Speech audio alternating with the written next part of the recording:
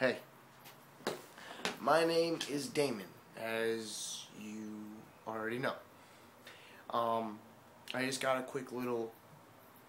hopefully quick little testimony. I was told to do this, I'm not the type of guy to talk about this type of stuff, but I was told by some higher-ups, and I think it's a good idea, so I'm going to run with it. Like I said, my name's Damon. I'm from South Florida. I now live in California, Southern California. I did a lot of drugs when I lived in Florida. I did a lot. I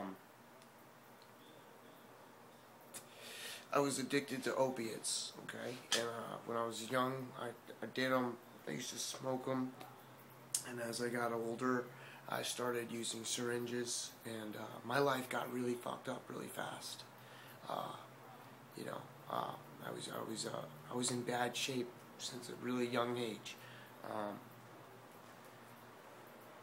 Long story short, let's get right up to the good part. Okay, we've established drug addict. Yes. Okay. Next part. I went to a rehab in right outside of Detroit, Michigan. Place called Battle Creek, Michigan. It's where Kellogg's was made, by the way. I left there. I left that rehab, and I moved to right outside of Cleveland, Ohio. And I lived there. And like I said, I got out of treatment. I was clean, but I was miserable inside.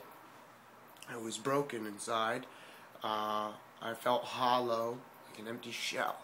And all I wanted to do was I wanted to feel better, and the only thing I really knew how to feel better was through drugs, So I sought out a drug dealer in Ohio, and I found one, and he sold heroin, and I started doing heroin now, and this was a first. So I became a heroin addict in Ohio. It got really bad, It got really bad there. I was a cretin, I did heroin. Ended up getting my habit too. I was doing heroin every single day, a lot of it, intravenously. And long story short, let's fast forward. That happened a lot. Not much happened in between. I got one day. Let's get to this day. I got to a day where I took my girlfriend to work, and I used her car after I dropped her off, and I went and I bought some more heroin, and I banged it, and I was driving around, and I landed in a shopping center, and there was a whole bunch of different stores inside, and I walked up stealing shit. I had no money, spent all my money on heroin. Can't have money like that. So I'm in there stealing shit, all these different stores, and I make my way over to a bookstore, like a bookstore. That's how bad I was. I would go into a bookstore and steal books. Why? There's no real reason why to steal books other than you're just a junkie. So I'm in this bookstore, and I have the mindset of stealing some shit, and I'm walking down the aisle, and I come across the religious section, and I gotta tell you, religion really used to piss me off. I didn't like it. I didn't like how happy they were. I thought a lot of them were a lot of hypocrites. I wanted no part in it. Plus, let's not forget, I was a heroin addict, a pill addict. I didn't want nothing to do with any of that. They couldn't do nothing for me. So I'm looking through I'm walking by, and I see the religion section. I'm just, whatever, I ain't got no time for that. It's nonsense. I see every face on every book in the religious section was just pitiful. It was all like this. A guy in a suit and a big old grin. Like that. Oh, I'm so happy, and I'm so miserable, so I don't want to see you all happy. But there's this one book, right? And it's sitting on the shelf. And this guy was not cheesing like that. He didn't have the big grin. He had tattoos all over him, and he had long dreads, and he had a frown, he was upset. And I was like, interesting, it stuck out. So, this is the book, by the way, right here. It's called Stronger by Brian Head Welch. It's a good book. So, I get the book off the shelf, and first off, I find out he was the lead guitarist in Korn, and I've listened to Korn, you know, and they're far from, walking the right path, So I'm like, what a hypocrite, this guy's in here selling Christian books, and he's, yeah, right, what a wolf in sheep's clothes. So, but still intrigued for some reason. I start flipping through it, and something about it, man, I really can't put my finger on what it was, but something came inside of me, and I took the book and shoved it in my pants, and I left the store and I stole it, and I went back to my apartment, and really high still really high, and I got into my apartment, and I was interested, man, I was interested. So I open up the book and I start reading. I start reading part of this man's story and the way he talks. And it turns out, I'm reading it, and he used to be hooked on crystal meth real bad, like had an addiction like me. So automatically I can relate to this man. And then he starts talking about, in the book, about like what happened and how his life was so crazy.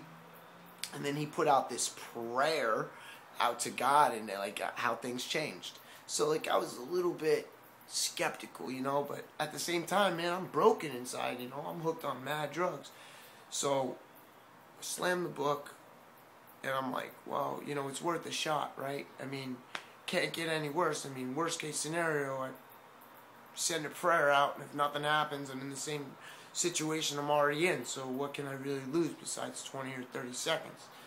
So I close the book, and I get down on my knees, because I don't know how to pray. I didn't know how to pray at this time. I didn't think I was doing it right, and I was like, God, you and I, we don't exactly see eye to eye. But, if what this guy with these dreads is saying is real, man, and you're real, well then I'm gonna have to go ahead and say it's your responsibility to help me get out of this, because I'm hurting and I need you. And I was really ruthless in my prayer, by the way. Like I was not nice talking to God. And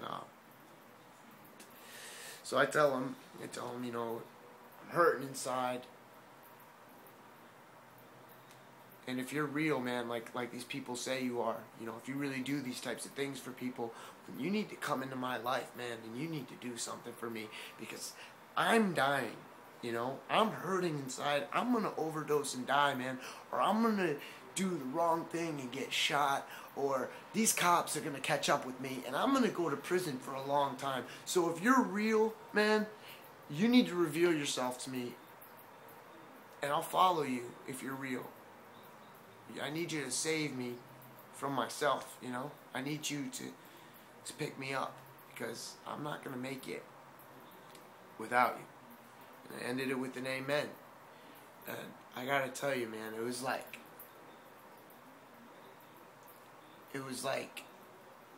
all of a sudden I felt hope. Real hope. Like it wasn't about tomorrow any more heroin. It wasn't like that. It was more along the lines of, wow, maybe my life might actually get better if I pursue this. Now that might not sound crazy, but that's crazy, because you got to keep in mind, 2 hours prior to, man, I had one thing on my mind, and had only one thing on my mind for like 6 years, actually. I'm going to say 6 months, because I was in Cleveland, outside Cleveland for 6 months. But my whole life up until this point, since I was like 16, consisted of doing drugs. And now, all of a sudden, like, I had this idea that maybe I might be able to actually get clean. And maybe my life might be better. So, I heard, like I got this feeling, this overwhelming push to get on my phone and call my insurance carrier. And I called them and I said, yo, it's Damon. They practically knew me by, we were on first name basis. So I was like, I need to go back into treatment. And they, I thought for sure they were going to say, yo, you're like a 7-time failure. You ain't going back to